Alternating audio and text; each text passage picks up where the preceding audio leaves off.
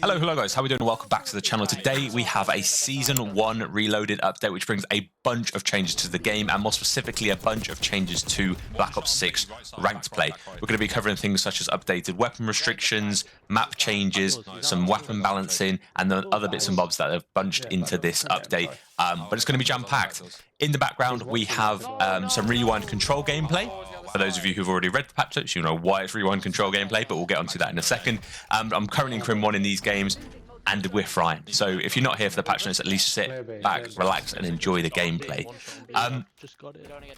As I say, I'm going to be focusing on ranked play, but if you want all the patch notes and you want to read through yourself, I will leave a link to the patch notes down in the description, so feel free to check them out as well. So we're going to start off on the heavy side here with the updated restrictions.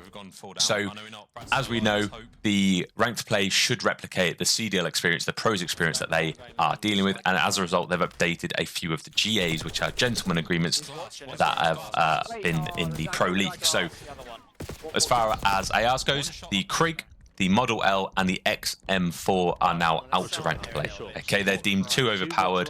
The Krig was the only gun we saw used, so that was clearly overpowered. The XM4 was a really overpowered flex and could kill some subs at close range. The Model L had really high headshot potential, which meant that it left a lot of things random, and they're the main reasons why those three guns are out.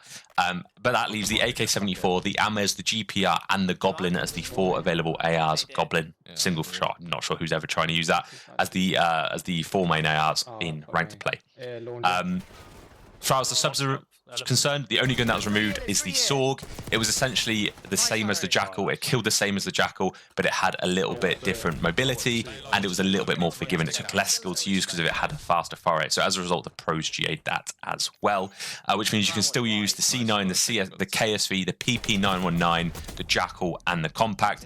As I say, good change. Didn't see it used too much in ranked play itself. I think the Jackal still is really, really good.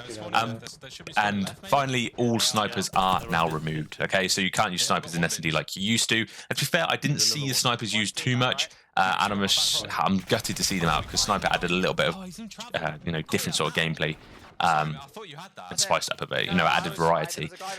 So that actually leaves, I believe, 4 ARs, 5 subs you can use in ranked play, which is still a pretty wide gun pool to pick from in ranked. It's probably the biggest we've had in a few years. So it doesn't mean you're only going to be using the same 2 guns. You are going to be able to use guns and try out different things if you want to. If you want to test yourself, obviously people are going to naturally default to the better guns, aren't they? It's going to probably be the AMES and the Jackal. They've also removed all magazine attachments. They did remove extended mags already, but there were magazines that people sometimes put on when they had Gunfighter, and they were allowed to use 8 attachments, and they were like fast mags, but they've since been removed to reflect the changes in the CDL themselves. And then smoke grenades, with the smoke grenades have been deemed overpowered. Essentially, they're too easy to abuse, and as a result, they've removed them from S&D as well. So snipers and smokes now out of S&D.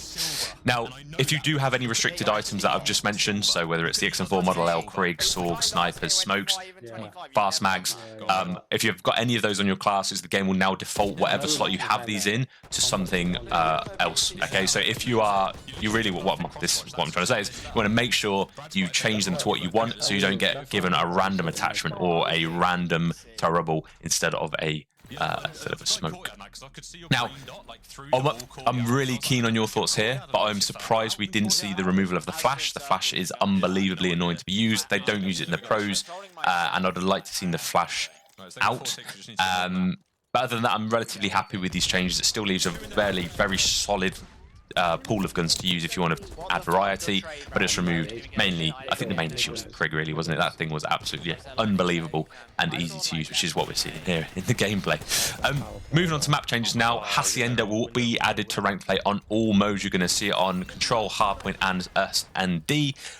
Which is massive. It's being added to the CDL later in December, but what it does, it gives us a chance, the pros and us, the public, a chance to try it out and I assume the pros will decide to pull out of Control or pull out of Hardpoint and pull out of S&D, and at that point, when the pros decide what game modes it's going to be stuck into for the rest of the year, we'll then see that reflected in ranked play. But it's good. It's being tried in all game modes for now, which means it's going to be seeing a lot of Hacienda, and considering how good a map it is, I'm glad that is added.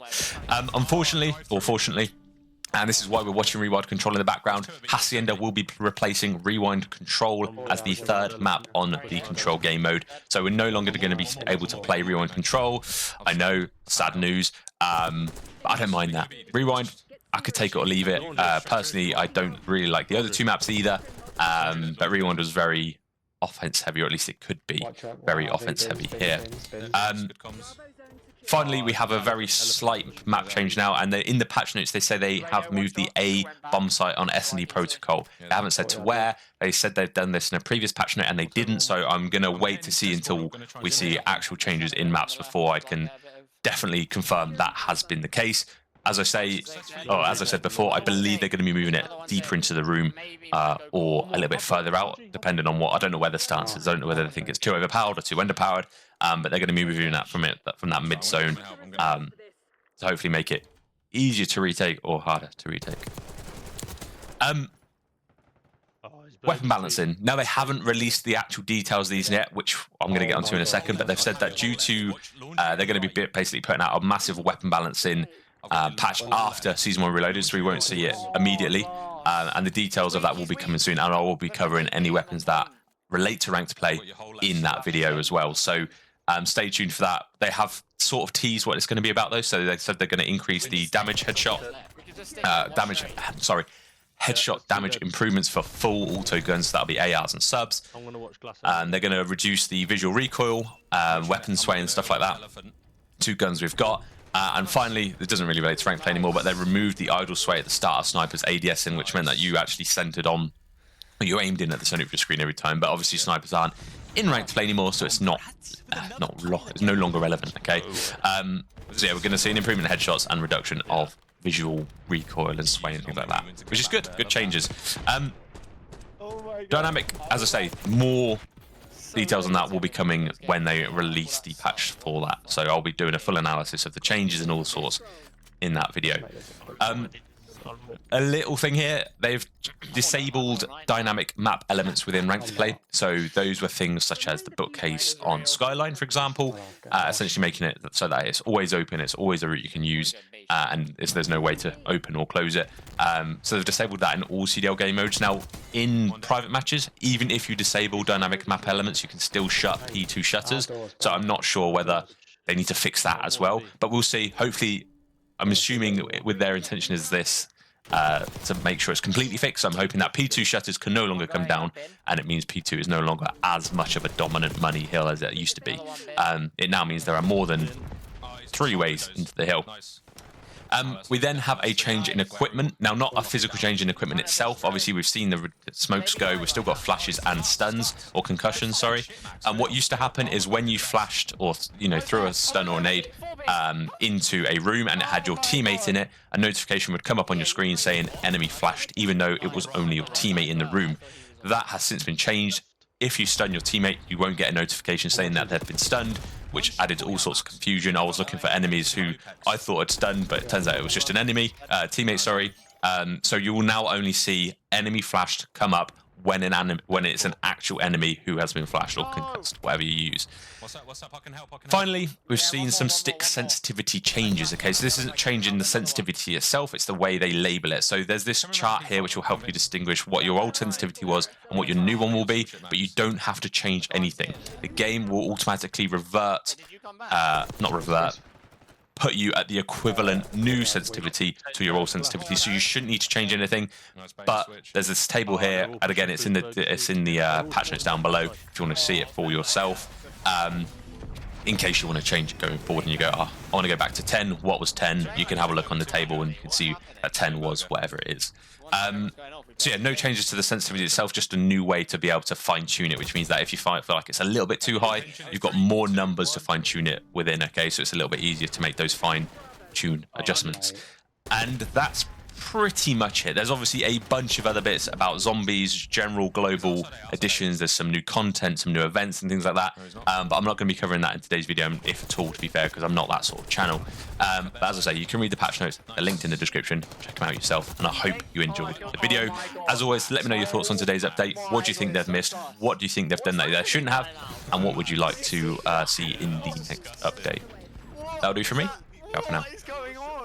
I was so bad before. It's unbelievable how bad I was. I told you, just put on a sub and enjoy yourself. Yeah, and music. What is literally like? Don't forget that won't always You're work playing though. smaller now. Ah, Oh, it's nice as fuck. that's Yeah, clean. It's put Luke one shot, but other than that, Yeah, I shot more at Luke than the other guy. so I literally killed Luke last round by accident. Yeah, but it didn't give him a death. It didn't give me a death today. True, Shush that's it. true. How are you doing? How are you doing that? Oh yeah, Awesome shit, doing it. it worked. I'm not that type of ghost silver player. I don't want to Exactly. stop now. What the fuck? Wait, what? I just got Plus about 44. I just Got got plus about 100 one. after a loss. Sorry,